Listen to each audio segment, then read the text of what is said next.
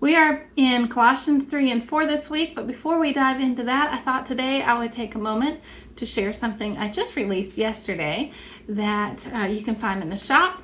Tomorrow is our official Tea Tuesday, so we will have a new tea released tomorrow, but for this week, I wanted to do something special.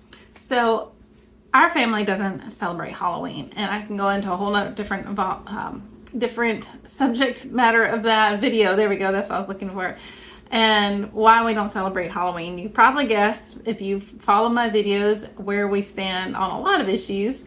But Halloween is not something we ever want to embrace in our family, because it is not something that honors God, and it is not for God, and there's this is the complete opposite. But what we do celebrate is something far incredibly important to our faith in Christianity.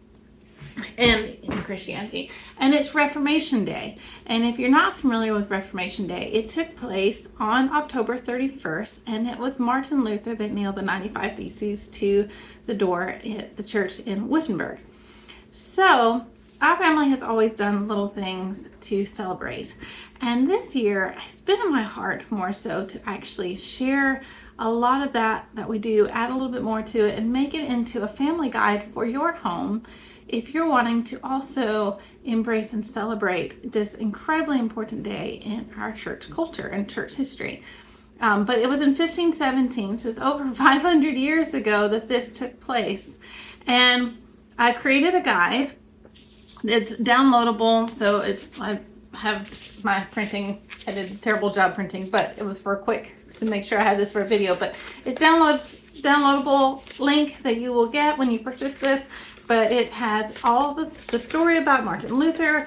It has some crossword puzzles, coloring pages. It has a Reformation feast with recipes and things that you can do. There's activities sprinkled throughout it. All these things that make this day extremely important for your family and to make it very special.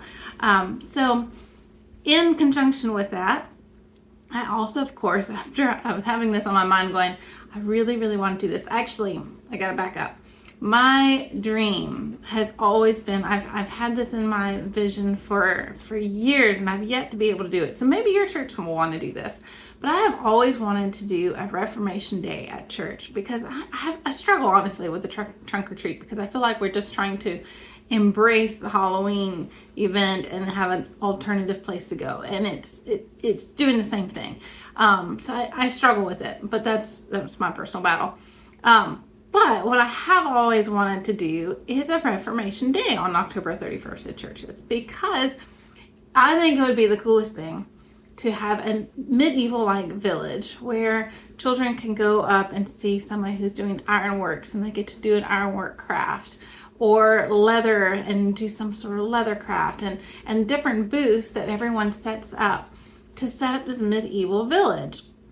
And then you get to learn the story of Martin Luther, and maybe even go on where you're having to run for your life, and you're running through this trek, and then you get kidnapped, because he was kidnapped by his friend, to get him to safety, and to have even a place where they can write with other pens and scribes, and make it just such a fun event of that time period, but to learn and to understand what an incredible impact this man made.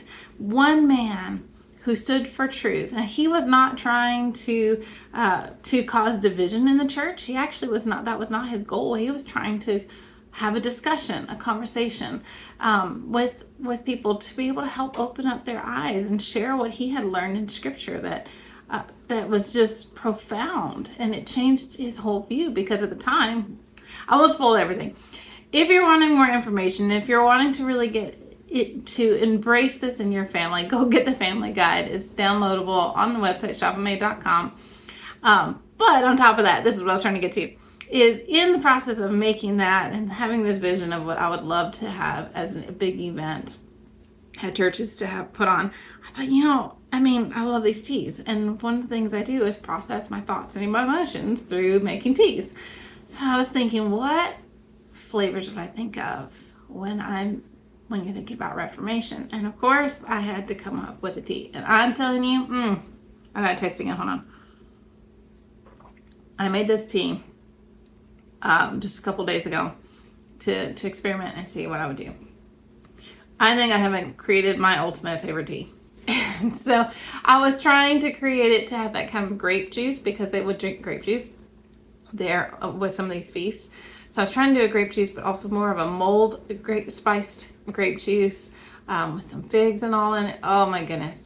It is really good. So if you go on the website, go to shopandmade.com, and either you look for the Reformation tea, because it's called Reformation tea right here, or you go and get the Reformation Day Family Guide. Either one of those, you can bundle these two together and you can get a discount on that. But it is such an important day, so I highly encourage you, if you're not already celebrating Reformation Day or you don't know what to do, then go get this guide. It will truly be impactful for your entire family. All ages can do it. It is something that we always have these great discussions with our kids about. It's so important for right now in this time. As you read, you'll see just the incredible timing of this. And I just believe God was just orchestrating this whole thing for me to put it together. But anyway, so go on there. Tomorrow we have our new tea release, which I'll talk about briefly tomorrow. And then we're going to get into Colossians 3 and 4, because it is such a great study as well as we end this book.